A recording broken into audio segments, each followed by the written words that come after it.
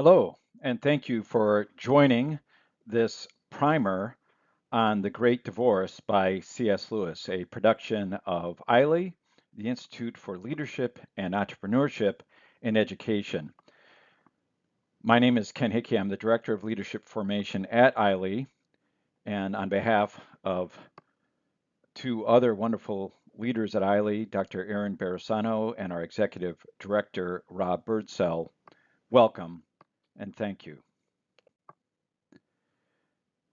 ILEE is very proud of our leadership seminars.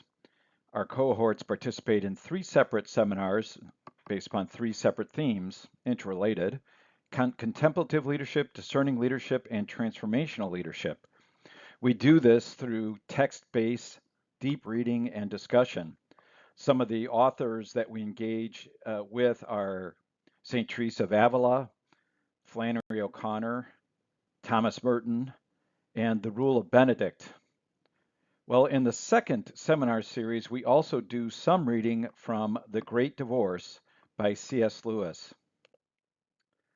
Now, a little about C.S. Lewis before we get into the book itself, The Great Divorce. As a young man, C.S. Lewis said this: "I believe in no religion. There is absolutely no proof for any of them. And from a philosophical standpoint, Christianity is not even the best." Yes, as a young man, C.S. Lewis, although he had grown up as a Protestant in Belfast, so he was aware of Christianity and participated in it as a young person, as he engaged in his university studies and went down the path of really being one of the leading academics in the 20th century, at least in the Western world. Early on, he was very much an avowed atheist. He saw no use in religion, Christianity whatsoever.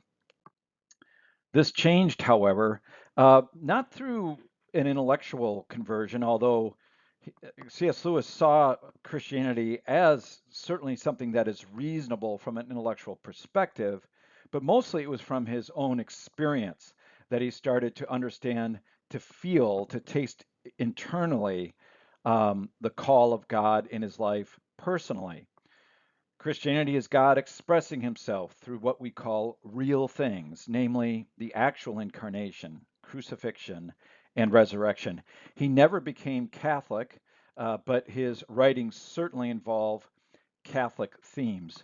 And so this is mindful, for example, when he says real things. So a little bit of a reminder of Flannery O'Connor here and finding the real Christ within the Eucharist. There's some similarities certainly between those two. Well, one of the best parts, I'm sure, of the life of C.S. Lewis when he was at Cambridge or Oxford was being with his bud, Tolkien. So much so that they would regularly, I'm not sure if it's daily, enjoy a beer together after writing Lord of the Rings for Tolkien or any number of the works by C.S. Lewis, fiction or nonfiction. And so they had a very, very important friendship and companionship, which really does also run throughout their works. I think them just getting together, and this is not them, by the way, getting together, it's just a picture of folks having a beer. Uh, but them getting together in a social setting in friendship, and then they could be in relationship with each other, talk about what they were doing, it's certain had a profound effect upon each of them. And what a blessing for all of us, any of us who read the works of C.S. Lewis, any of us who have enjoyed The Lord of the Rings or The Hobbit, and the deeply Christian themes that are manifested through those myths.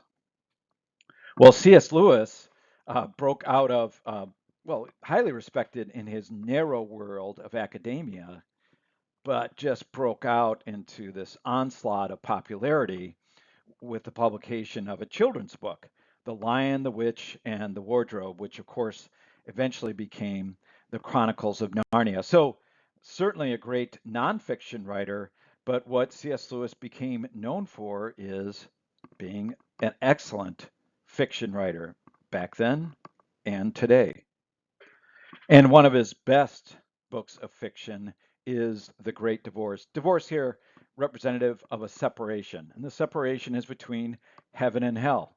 And broadly speaking, it's about uh, it's about what hell is like, and it's about what heaven is like, and what to do to stay or to be in those places. But it also has to do a lot with choices that we ourselves make as we go through our lives. The plot is pretty straightforward in The Great Divorce. It opens in Greytown, and Greytown is a pretty easy place to live in. Yeah, it's gray. It's not particularly beautiful, but it's easy in the sense that, for example, if you want something to eat, you just think of it. Now, the problem is, while you get food, it tastes ashen. There's nothing fulfilling about the food. As a matter of fact, there's nothing really fulfilling about Greytown at all. You just kind of exist, and you exist with other people. And you generally don't get along with these other people because what they want and desire conflicts with what you want and desire, and you're really just kind of focusing on yourself. So, in this town, in Greytown, as you're going about your time with people, it's always misty. There's some sunlight, but it's always blocked, by clouds and such. As you're going about in your great town life, if people are bothering you, and they do, well, you can just move and you can just think up a house and it's there. But it's kind of like food. It's not a very fulfilling place to live. It's not a happy place. It doesn't really kind of keep the rain out. It's a house, but it's not a home. Just like Greytown, yeah, it's a town, but there's nothing that's home about it. And within each of these people, somewhere buried within them is a desire to be in a different home. But they get so accustomed to living in Greytown and so desirous of the things, selfish desires they have, they move further and further away from the possibility of living in a real place. At one point during the narrative, there's a bus queue, and the narrator, who's really seems to be C.S. Lewis, the narrator is worried because, oh my gosh, there's all these people in the line. What if I can't get on the bus? This bus is going to go to a special place, and he wants to try to figure out what that looks like. Well, as it turns out, as people are waiting in line, they just act as Greytown people do, and they just start kind of fighting with each other, or so they just kind of start melting away, so that when the bus finally does arrive, well, there's a lot of room. There's a lot of room on it. Really, it kind of turns out anyone from Greytown who wants to take this bus to what becomes known as near heaven or this more solid place can do it. They just have to have the desire to do so and the will to act upon it. Very few people do, but our narrator does, along with some other people on this bus. And it is a special bus indeed. It's so special bus that it flies through the air and it leaves Greytown and all the mist and such, and it starts to go closer and closer to another place. And as it does, things become much, much brighter. They're moving into a world that is a real world. So the sunlight is really sunlight, and their eyes are not accustomed to this. So they get closer and closer, and finally they land in this place that is truly remarkable. It's near heaven. It's not perhaps heaven itself, but it's a place that people get off the bus and they can travel deeper and deeper into heaven. The colors are much more vibrant. The water is much more delicious and fresh. Everything is fulfilling. Everything is what is not in Greytown. But it's a hard place. Greytown's an easy place. For someone who gets off that bus near heaven, it is a hard place. Matter of fact, the grass is hard. It hurts their feet to walk on the grass. They're not used to it. It's so real. The water is almost like a solid. It's scary when you go by the water. Everything about this place is so beautiful, so dynamic. It's so threatening to people who are used to the kind of the milk toast existence of Greytown. These folks start to recognize that they thought they were solid in Greytown, but as they got on that bus and started getting close to a solid place, they realize that they're just kind of wispy shadows, that they themselves are not real. And that's why the grass cuts through them. There's just kind of nothing formidable about their feet. they start to recognize they are very different from the things around them. So, like, do I really fit in here? I'm just kind of this wispy shadow. But they are greeted from people who do fit in rather easily, and these people also had been among the living, just like those, we'll call them ghosts now, the ghosts that arrived from Greytown. But these are the solid people. These are the people who meet the ghosts and try to convince them to stay. Don't get back on that bus. Don't go back to Greytown. You can stay here. It won't be easy. You probably are going to have to make a decision to leave something behind, but it'll be so much better for you. And by the way, these solid people, they pay a price because the whole thing about near heaven is to walk toward the mountains deeper and deeper and deeper into the love of God, into those mountains. And so they're on these journeys and they go back to meet someone they generally knew, during their lives, and out of care and love for them, they say, come with me to the mountains, stay here in this real place. There's a few really important themes in The Great Divorce. The theology of C.S. Lewis comes through very clearly. C.S. Lewis, through his own experiences, and remember, he's an affective believer. He's a man of great intellect, so he can share about his beliefs, but he has a deep, deep love of God, right? And so it's the freedom to choose every day the choices that reverberate eternally. That is where he's at. That is where he's at. Heaven is real. Hell is real. Okay, they're just not made up things. They maybe don't and probably don't look like these things on these slides, but they are just as real. But on another level, the way the Great Divorce works is we kind of create our own hell, or we can create our own hell on earth in the decisions we make. We can also live in a more heavenly, more sanctified existence by the decisions we make. Freedom is a very important theme that runs throughout the Great Divorce and all of C.S. Lewis's writings. C.S. Lewis said, "All that are in hell choose it. Without that self-choice, there could be no hell. No soul that seriously and constantly desires joy will ever miss it. Those who seek find. To those who knock, it is opened." Hey, do you want to stay in heaven? Then choose to stay. But it's going to probably exact a cost from you if you're willing to pay it. Great example is Napoleon. This is actually one of the earlier chapters of the Great Divorce. There's some couple ghosts who decide, hey, let's go find out what Napoleon's doing. Well, Napoleon is one of these people that can't get along with other people. Hell is other people, to quote Sartre. Um, and so he is constantly moving out away from Greytown, right? And when they finally do get to see where Napoleon lives, they see that he's just pacing around full of resentment, just blaming this general for that mistake and that general for this error, and this person was treasonous. He's so filled up in resentment. But again, this goes to the point of the Great Divorce. In his latter life, he was living hellishly through his choices. The choice here to let resentment take over his soul, to take over his heart, to be so attached to resentment, it becomes who he is. So therefore, when Napoleon dies, it's really not a huge shift for him. He's already created a hell for himself while living. He just moves into hell afterwards. And that is his hell.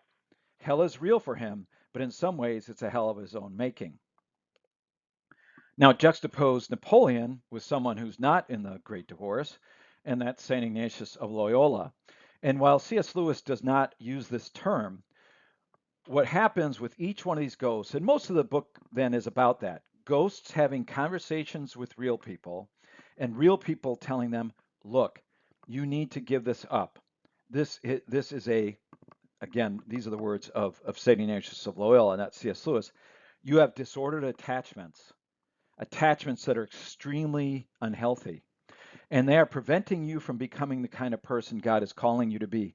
They're preventing you from being healthy. They're preventing you from making the kind of choices that would be fulfilling and life-giving. An example would be a really obvious one. Let's say someone is on opioids. They are not free because of their addiction to make choices that are healthy, choices that are true to who they are. Well, that's true of all of us. We all have disordered attachments, and they're just at varying levels. But if we're so attached to something, it might hold on to us, attach onto us so much that we're even willing to remain in hell as opposed to going to heaven. It's a choice that each of us must make. Well, as I mentioned, there's a number of these ghosts that got off the bus, and they each kind of have their thing, their disordered attachment, and just a few of them to describe for you. There is, for example, one ghost. He's wearing a bowler hat, and he hopes to make some money, some profit, a huge profit, by taking something from heaven and bringing it back to hell. And what he wants is an apple. He can't even lift the apple, though, off the ground. It's so dense. And there's a waterfall that yells at him and says, "You can't bring any part of heaven back into hell. It's so real, it would completely overtake and overwhelm hell. What you need to do is to stay here and become solid enough so that you can eat of this apple yourself." And that's the choice that this ghost has to make. We run into another ghost constantly grumbling. We all grumble, do we not? But it can be, as what happened here with this person is so attached to grumbling, it's all this person really does. This ghost really does. So again, there's a solid person that says, look, you got to leave. You got to leave that behind. You got to embrace a more hopeful way of being. Um, and what ends up happening with a grumble, you can become a grumbler. And in this case, grumbles so much, starts to just disappear, and then in a puff is gone and leaves behind a dry, sour smell, as C.S. Lewis beautifully writes it, which is what happens, right? When you have conversations with people that are grumbling behind, when you get done with a conversation, you just kind of leaves behind a dry, sour smell. Third and final ghost, and again, there's a number of them, but this one must have really hit home for C.S. Lewis when he was writing it, because he might have seen himself in this a little bit. Um, he did have concerns, let's say, about the church itself, and some of it was just the hypocrisy of it. So one of his characters is a bishop, and this bishop travels from hell to heaven to have discourses on, from a purely intellectual perspective, well, what does heaven really mean and such. And at one point, he remarks that, well, the resurrection, it kind of points to it as a fiction, maybe a useful fiction to think about. And the person's like, well, no, I mean, that really happened. I mean, that's key to the faith. Well, I mean, intellectually, maybe that's important and such. Well, this ghost has to kind of give away, really kind of ask for the help to really get down on his knees and to ask for the help of Jesus to be with God, because it can't all reside in your head. And that's the struggle that this particular cleric has, is this person willing to do that? A couple more themes in this. God's grace is absolutely persistent. Um, the fact that our heart yearns for something earth can't supply is proof that heaven must be our home. That's from C.S. Lewis. The whole point to this book is heaven is your home. Heaven is your home. That's where and on earth it's the same way. Living and building God's kingdom, living in God's kingdom on earth. Yeah, it's not fully realized because we're on earth, but that's where we're called to be. And God's grace will always be present for us. We need to be open to receiving that, to asking for the help to receive it. But never should we doubt that every single day as we're making our choices, that God's grace is always present. Sometimes in folks or through folks, discussions, encounters, whatever they might be, that it's hard to see that this is of God at all, but that God comes to us in very strange ways, and maybe through strange people as well. And we are totally free to accept this grace. Now, there's one of these, the quote from C.S. Lewis: I pray because I can't help myself. I pray because I'm helpless. It doesn't change God, it changes me. And that happens with one of these characters here. One of the ghosts has a red lizard on his shoulder, and it represents lust. It's pretty clear in the story. But you can maybe say that it's anything. The ghost doesn't really want this, but it's so much easier to have it. And And it might be painful getting rid of it. Well, you know what? It's only going to happen if he says the words. He's got to say the words, "Oh Lord, help me." And that's why with C.S. Lewis, as with a lot of theologians, a lot of times it's in suffering and pain that we're literally knocked down on our knees and we have a choice to ask or to plead, God, will you help me? And it's in those moments that grace can really enter into our hearts, even though they're really, really hard moments. Once again, Greytown is easy, easy to live in. Heaven is harder and so much better. Final theme here is for C.S. Lewis, you see this in The Great Divorce, but you see it really in all of his fiction. Relationships really matter. You look at The Lion, the Witch, and the Wardrobe, right? And the four children. It's their relationships and the relationships they forge in Narnia. That's what really, really matters. It's about these solid people that will journey in great distances to be with ghosts, people, that they knew in their lives. It's all about being in companionship with one another. So C.S. Lewis doesn't see the journey as being one that we take alone. We're taking it with God, and God is present to us in our relationships. And isn't that something that certainly he and Tolkien must have talked about? The Fellowship of the Ring. It's not four children, right? It's those four hobbits, and it's their relationship and care and love for each other that allows them to do great things, even though they're kind of not built for it. It's the fellowship there of the ring, or maybe in other situations, it's a fellowship that's found around the fire pit. It's with and through other people. So C.S. Lewis says, and Tolkien says, that we can find God and find our way toward God. And I'll leave you with that final thought. uh, to find God, to move toward God. This is a picture that I took a number of years ago near Mount Rainier. So it's Mount Rainier was at my back, and it's a great image, I think, for the Great Divorce because again, in near heaven, uh, you are constantly you're desirous of journeying toward the mountains into deeper heaven, into deeper love of God. Um, well, maybe this is what heaven looks like. If so, that wouldn't be too bad. But we do know that Earth can look like this because I took a picture of it. It's right by Mount Rainier. And so the decisions that we make in life every day draw us closer to living in gray, tasteless, aimless, forlorn, desperate. Those choices can lead toward that and maybe a life of that. But also, we have this opportunity to make very different choices every day.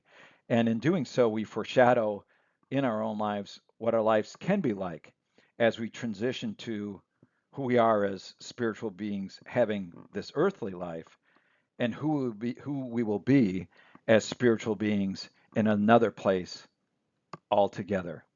Thank you for listening to this slideshow, and God bless you.